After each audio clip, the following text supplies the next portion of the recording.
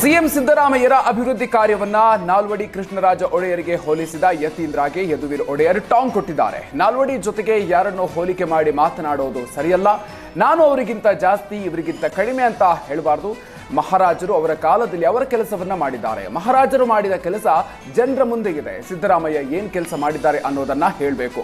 ವಿಷಯಗಳನ್ನ ಡೈವರ್ಟ್ ಮಾಡೋದಕ್ಕೆ ಯಾವುದೋ ವಿಚಾರವನ್ನ ಹೇಳೋದು ಸರಿಯಲ್ಲ. ಸಿಎಂ ಸಿದ್ದರಾಮಯ್ಯ ಮೈಸೂರು ವಿಮಾನ ನಿಲ್ದಾಣಕ್ಕೆ ಕಳೆದ 15 ವರ್ಷಗಳಿಂದ ಏನು ಕೊಟ್ಟಿದ್ದಾರೆ? ರಾಜ್ಯದಲ್ಲಿ ಬೆಲೆ ಏರಿಕೆಯಿಂದ ಜನ ತತ್ತರಿಸಿದ್ದಾರೆ. ಮೊದಲು ಜನರ ಸಮಸ್ಯೆಯನ್ನು ಪರಿಹರಿಸಲಿ. ಟ್ಯಾಕ್ಸ್ ಹೆಸರಿನಲ್ಲಿ ಬಡ ವ್ಯಾಪಾರಸ್ಥರಿಗೆ ಹಿಂಸೆ ಕೊಡಲಾಗ್ತಾ ಇದೆ. ಮೊದಲು ಇದನ್ನು ನಿಲ್ಲಿಸಿ. ನೀವೇ ಹೋಲಿಕೆ ಮಾಡಿಕೊಳ್ಳೋದು ಸರಿಯಲ್ಲ ಅಂತ ಯದುವೀರ್ ಕಿಡಿಕಾರಿದ್ದಾರೆ.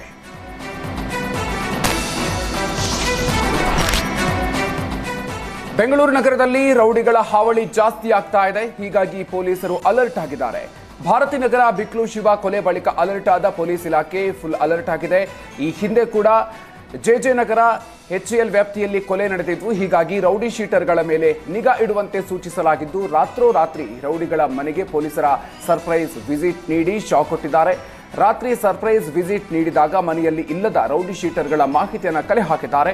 ರಾತ್ರಿ ಹೊತ್ತಲ್ಲಿ ಮನೆಯಿಂದ ಹೊರಗೆ ಯಾವ ಕಾರಣಕ್ಕಾಗಿ ಹೋಗಿದ್ದಾರೆ, ಎಲ್ಲಿಗೆ ಹೋಗಿದ್ದಾರೆ ಎನ್ನೆಲ್ಲ ಈ ರೀತಿಯಾಗಿರುವಂತಹ ಪ್ರಶ್ನೆಗಳಿಗೆ ರೌಡಿ ಶೀಟರ್ ಮನೆಯವರಿಂದ ಉತ್ತರವನ್ನ ಪಡ್ಕೊಂಡು ಮಾಹಿತಿಯನ್ನು ಸಂಗ್ರಹಿಸಿದ್ದಾರೆ.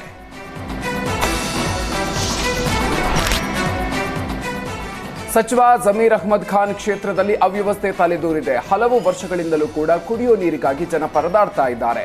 ಸಾವಿರಾರು ರೂಪಾಯಿ ಬಿಲ್ ಪಾವತಿ ಮಾಡಿದ್ರೂ ಕೂಡ ಕುಡಿಯೋದಕ್ಕೆ ಯೋಗ್ಯವಾದಂಥ ನೀರು ಸಿಗ್ತಾ ಇಲ್ಲ. ಚಾಮರಾಜಪೇಟೆ ವಿಧಾನಸಭಾ ಕ್ಷೇತ್ರದ ರಾಯಪುರಂ ವಾರ್ಡ್ ಜನರ ಗೋಳು ಕೇಳೋರೆ ಇಲ್ಲದಂತಾಗಿದೆ. ಈ ಬಗ್ಗೆ ಎಷ್ಟು ಬಾರಿ ದೂರು ನೀಡಿದ್ದು ಕೂಡ ಜಲಮಂಡಳಿ ಮಾತ್ರ ಕ್ಯಾರೆ ಅಂತ ಇಲ್ಲ. ಮನೆ ನಲ್ಲಿಗಳಲ್ಲಿ ಗಬ್ಬು ನಾರೋ ಕೊಳಚೆ ನೀರು ಬರ್ತಾ ಇದೆ. ಸಾರ್ವಜನಿಕರು ಮಾತ್ರ ಅಲ್ಲ, ಸ್ವತಃ ಸಚಿವರ ಸೂಚನೆಗೂ ಕೂಡ ಅಧಿಕಾರಿಗಳು ಕ್ಯಾರೆ ಅಂತ ಇಲ್ಲ. ಕಳೆದ ವರ್ಷ ಕಾವೇರಿ ನೀರಿನ ಪೈಪ್ಗಳನ್ನು ರೆಡಿ ಮಾಡುವಂತೆ ಸ್ಥಳೀಯ ಶಾಸಕ ಜಮೀರ್ ಪತ್ರವನ್ನು ಬರೆದಿದ್ರು. ಆದರೆ ಇಲ್ಲಿಯವರೆಗೆ ಜಲಮಂಡಳಿ ಅಧಿಕಾರಿಗಳು ಕ್ರಮವನ್ನು ತೆಗೆದುಕೊಂಡಿಲ್ಲ. ಅಧಿಕಾರಿಗಳ ನಿರ್ಲಕ್ಷ್ಯಕ್ಕೆ ಪ್ರತಿನಿತ್ಯವೂ ಕೂಡ ಶುದ್ಧ ನೀರಿಗಾಗಿ ಜನ ಪರಿತಪಿಸುವಂತಹ ಪರಿಸ್ಥಿತಿಯಲ್ಲಿ ನಿರ್ಮಾಣ ಆಗಿದೆ.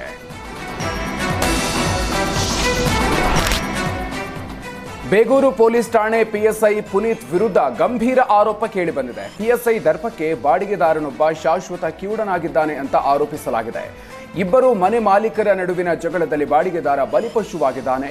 ಬಾಡಿಗೆದಾರ ಉದಯ್ ಕುಮಾರ್ ಮೇಲೆ PSI ಹಲ್ಲೆ ನಡೆಸಿದ್ದು, ಕಿವಿಗೆ ಹೊಡೆದಿದ್ರಿಂದ ಶ್ರವಣ ದೋಷ ಉಂಟಾಗಿದೆ. ಈ ಸಂಬಂಧ ನಗರ ಪೊಲೀಸ್ ಆಯುಕ್ತರಿಗೆ ಬಾಡಿಗೆದಾರನ ಪರ ವಕೀಲರು ದೂರನ್ನ ಕೊಟ್ಟಿದ್ದಾರೆ.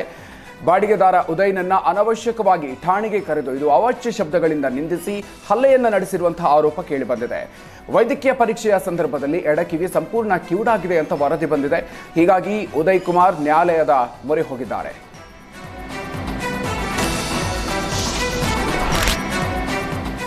ಸಿನಿಮಾ ಶೂಟಿಂಗ್ಗೆ ವಿದೇಶಕ್ಕೆ ತೆರಳಿದ್ದ ನಟ ದರ್ಶನ್ ಪತ್ನಿ ಜೊತೆಗೆ ಬೆಂಗಳೂರಿಗೆ ಆಗಮಿಸಿದ್ದಾರೆ. ಆದರೆ ಕೊಲೆ ಆರೋಪಿ ದರ್ಶನ್ಗೆ ಏರ್ಪೋರ್ಟ್ ಭದ್ರತಾ ಪಡೆ ನೀಡಿದ ಭದ್ರತೆ ಭಾರೀ ಚರ್ಚೆಗೆ ಗ್ರಾಸ ಆಗಿದೆ. ಏರ್ಪೋರ್ಟ್ನಲ್ಲಿ VVIPಗಳಿಗೆ ಮಾತ್ರ ಏರ್ಪೋರ್ಟ್ ಭದ್ರತಾ ಪಡೆ ವಿಶೇಷ ಭದ್ರತೆಯನ್ನು ನೀಡಲಾಗುತ್ತೆ. ಇದೀಗ ಕೊಲೆ ಆರೋಪಿಗೂ CISF ಸಿಬ್ಬಂದಿಯಿಂದ ಭದ್ರತೆ ನೀಡಿದ್ಯಾಕೆ ಅನ್ನುವಂತಹ ಚರ್ಚೆ ಆರಂಭ ಆಗಿದೆ. ದರ್ಶನ್ಗೆ ಏರ್ಪೋರ್ಟ್ ಟರ್ಮಿನಲ್ ಒಳಗಡೆಯಿಂದ ಹೊರಗಡೆ ಕಾರಿನವರೆಗೂ ಕೂಡ CISF ಸಿಬ್ಬಂದಿಯಿಂದ ಭದ್ರತೆಯನ್ನು ನೀಡಲಾಗಿತ್ತು.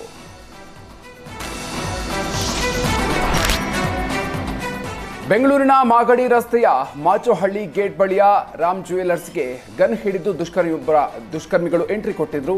ಗನ್ ಹಿಡಿದು ಜ್ಯುವೆಲ್ಲರಿ ಶಾಪ್ ರಾಬರಿ ಮಾಡುವ ದೃಶ್ಯ CCTVಯಲ್ಲಿ ಸೆರೆಯಾಗಿದೆ.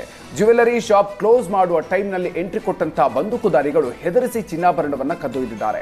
ಮೂವರು ಮುಸುಕುದಾರಿಗಳು ಕೈಗೆ ಸಿಕ್ಕಂತ ಚಿನ್ನಾಭರಣವನ್ನು ದೋಚಿ ಎಸ್ಕೇಪ್ ಆಗಿದ್ದಾರೆ. ಶಾಪ್ ಮಾಲೀಕ ಕನ್ನಯ್ಯ ಲಾಲ್ ಮತ್ತು ಶಾಪ್ನ ಸಿಬ್ಬಂದಿಯನ್ನ ತಳ್ಳಿ ಹಾಕಿ ಚಿನ್ನಾಭರಣವನ್ನು ದೋಚಲಾಗಿದೆ. ಕನ್ನಯ್ಯ ಲಾಲ್ ಕೂಗಾಟ ಕೇಳಿ ಅಕ್ಕಪಕ್ಕದ ಅಂಗಡಿಯವರು ಬಂದಿದ್ದಾರೆ. ಆದರೆ ಅಷ್ಟೊತ್ತಿಗೆ ಚಿನ್ನಾಭರಣ ದೋಚಿ ಆಗಂತುಕರು ಎಸ್ಕೇಪ್ ಆಗಿದ್ದಾರೆ. ಈ ಸಂಬಂಧ ಮಾದನಾಯಕನಹಳ್ಳಿ ಪೊಲೀಸ್ ಠಾಣೆಯಲ್ಲಿ ಪ್ರಕರಣ ದಾಖಲಾಗಿದೆ.